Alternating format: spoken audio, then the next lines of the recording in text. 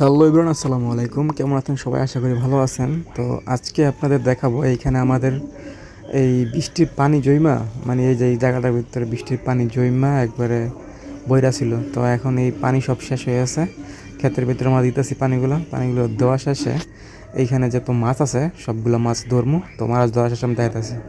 এই যে দেখেন ওই ছোট্ট একটা বৃষ্টির পানি জমা থাকা পানির গত থেকে আমরা কতগুলো মাছ ধরছি। সবগুলোই ছোট মাছ, খালি বড় অল্প কিছু বড় মাছ আছে আর ছোট ছোট শিং মাছ।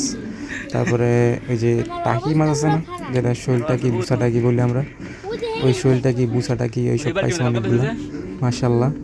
তারপরে আমি মনে করেন যে পুরো লাস্ট টাইম কিন্তু মাপছিলাম যে শিং মাছ কতটুকু হয়েছে, তারপরে টাকি মাছের বাচ্চা কয়টুকু হয়েছে, মানে শৈল মাছের বাচ্চা কয়টুকু হয়েছে, তারপরে এই যে কি জানি একটা বইসা মাছ না কি মাছ কয়টা, ওইগুলা কতটুকু হয়েছে সবগুলো মাপছি, বুঝছেন।